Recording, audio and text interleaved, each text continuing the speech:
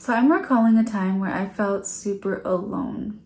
And I want to let you know, first of all, that you're not alone in this if you're experiencing it. And then we can talk about how to remedy it for everyone and for yourself as we move through these transitions. I have never felt more alone in my life until I became a mom.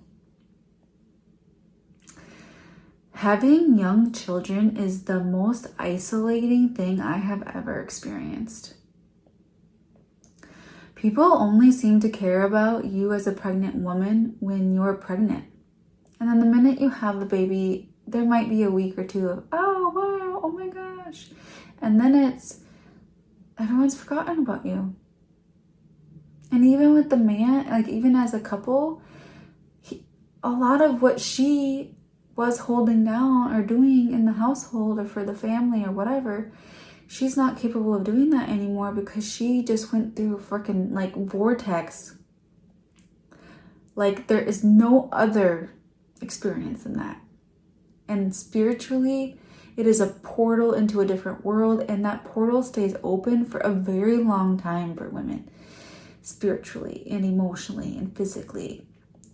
And there are other traditions around the world where we shouldn't even be, they like remind us that Americans are just crazy and stupid that we do these things.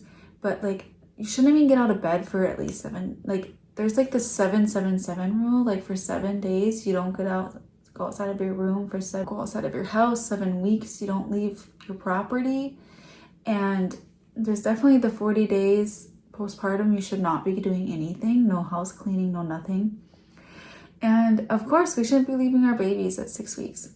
It's just a tragedy that we expect like the babies to be born and the families to like bring them in for our whole humanity, and then for them to just like all of a sudden start functioning like normal again. There's this dichotomy where people either just forget about the new mom and the baby and the family that's going through this intense experience. And yes, the men are forgotten about in this too, because like I said, they take on all the extra load that now the mom can't do. And we used to be in villages where like that extra load was taken on by the village, by aunties, by uncles, by grandmas, and like everyone was around helping. It's not like that. And what happens and what people don't realize, and I'll try to find the source for this because I know there's someone out there who does talk about this. It's his concept. My midwife had told me, and my best friend, she's like amazing with this stuff. So if you do want to learn any more about sacred birthing and sacred like bringing in conscious babies and having a good spiritual birth and home birth and all of this, I would suggest sacredbirthing.org. That like if here's the baby, here's the mom, and here's the dad. And if the dad is not supported, then extra burden and weight will go onto the mom. And if the mom is not supported, then she's going to start trying to hyper function. And then therefore, the baby's not going to be supported. And instead of the baby being attuned to being a baby and just knowing that their needs are going to be met, the baby will start acting and behaving in a way and turn towards the mother to then help the mother survive this experience. And when a baby has to do that, it's obviously a survival mechanism, but we're then turning on survival mechanisms, right? That baby is no longer able to feel soft and taken care of by the world, which is what we want them to feel, and have a secure attachment to the world so that they can be a human that is able to function and to have love and empathy and all of these emotional attachments that obviously we're seeing a lot of people not have anymore. And then we're talking about like postpartum depression, postpartum issues. And then dads are feeling that too. They're bonded to their family emotionally and hormonally. And especially if they were able to be a part of the birth, because that's so important for him bonding to the baby and to not feeling like he's an external to the environment or to the experience that's happening. There's so much to be said about that stuff.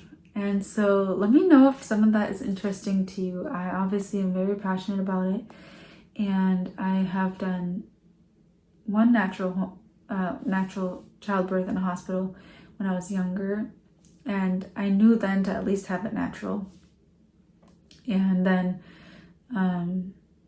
and to not trust the hospital, and to also like go in with my own strong, like, this is what's gonna happen, I'm gonna do this, just get out of my fucking way. And that's what happened. And then I had 2 home births, one completely, basically unmonitored. It's called a wild pregnancy, and then birthed at home with just our friends. So it's possible, and these things are the future. This way of living is the future. We're so lonely for one another, and then yet we don't do it. Like, we are struggling to find the capacity to come back to one another and actually have these relationships be repaired. And I see this because people, you know, they want to help, or they say they want to be more involved, but then they don't, right? Or, well, everyone's working so much, or they're, you know, everyone's just trying to keep up with life, and there's no room for each other in our lives anymore. And it's sad. And I know I'm not the only one feeling this loneliness. It is like, because when you're also, you have a newborn, and like, you know that your partner's stressed, because you're both trying to just get through, and not, then you feel like you can't lean on each other. You can't be present for the good things either, right? And that's the thing about being overwhelmed or experiencing trauma, is like, when we try to shut off the stress of the bad things, then we're also shutting off the good emotions and the good bondings that we do need and require as human beings, because we are herd mentality. Like, we do belong in groups, and belonging shouldn't be a performance. You know, Brene Brown says this very wisely, that belonging is actually the belonging of you being your authentic self, and you not having to perform in order to fit in. Loneliness is about having to really, on some level, abandon ourselves in order to continue the structure of what's happening, to continue the dynamics that are happening between either you and your family, or you and your friends, or you and your workplace. And that's a lot of what's falling out of our culture, I think, right now. I think America is really going to come into this in the next couple of years, where we can no longer ignore these pains, you know. Helped me during those times of feeling really lonely is dropping into being. That's why I teach it. Dropping into my own being allows me to take perspective as well as nourish myself. So if I know, for example, that like my partner is going through something, or they're stressed out too, I know I can just drop into myself and be like, okay, this is a moment in time. I can interface with myself, I can find resources around me to get through that hard time. The problem is if we do that all the time. You don't want this to be a coping mechanism that just then becomes your third arm, right? These things are really things to just get you through that next step. And then we're saying, hey, where can I add resources that other people can help me? Where can I hire someone? Can I to come clean the house while I'm postpartum? Things like that. Even asking like to not have baby gifts, but have cleaning service. Have a meal train. Those things are helpful. The loneliness, because that's what we're talking about in this topic today. And let me know if there's anything I'm missing, any specific questions you have, and I can make another one of this, because I'd really like to know what it is that you're particularly like intricately struggling with.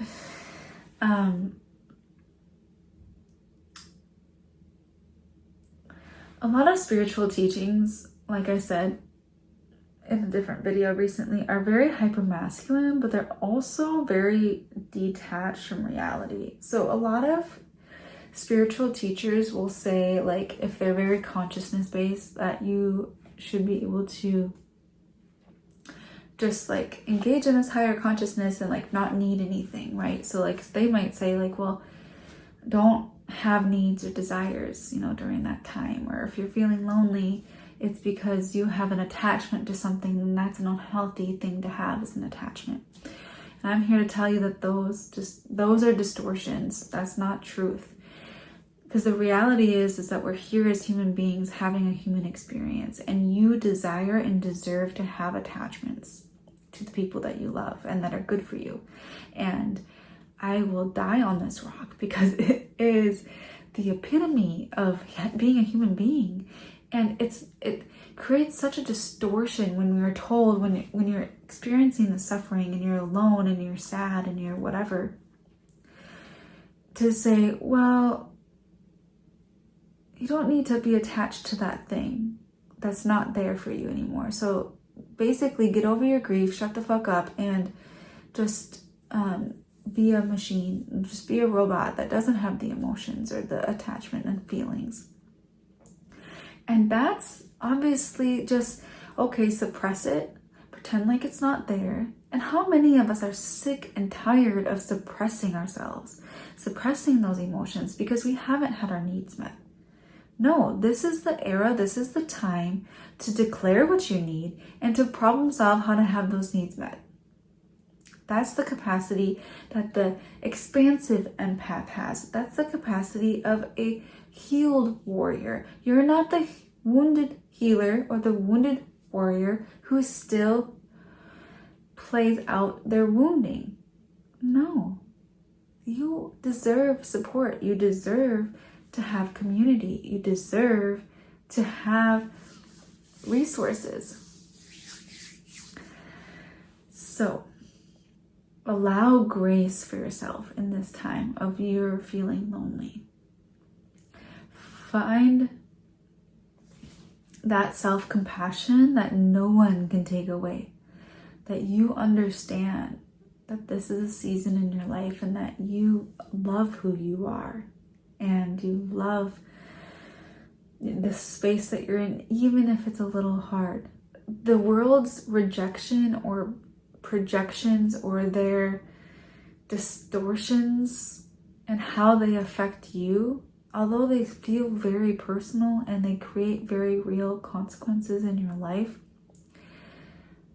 they're not yours to take in. Do you know what I mean by that? Just because those situations in the environment, in our collective, in our society are dysfunctional and disruptive to our well-being, it doesn't mean that we need to blame ourselves for them. And that's actually something else I like to talk about, is that you likely, probably, if you feel a lot of loneliness, there's probably some chronic mental health that we need to address, like depression, anxiety, PTSD, complex PTSD, personality disorders, whatever it might be. And a key component to that is you not taking on the blame of the dysfunction around you and recognizing this is just a fucked up situation. This is just a seriously upside down, distorted system that we live in that's creating symptoms of dysfunction in me. Because we as a human being, we're not a robot. Our body is here to sense what's happening around us, and it will just take in whatever is happening around us. So, the symptoms that we experience in mental health are ruminating thoughts, fatigue, difficulty sleeping, anxiety attacks, feeling like you can never relax. All of these things mean that something in your environment is wrong. Something in your environment is off. It's not aligned to your well-being. And so instead of internalizing that and accepting that dysfunction as your own, aka the loneliness, you say, oh, I know that what I'm going through is just really hard right now. And it doesn't mean that there's something wrong with me. I actually think that I'm handling whatever is going on really well because I know I'm a capable person. And that's a very different energy to start embodying, right? So I hope that's helpful. Let me know if it is. Stick around. We have lots more to chat about.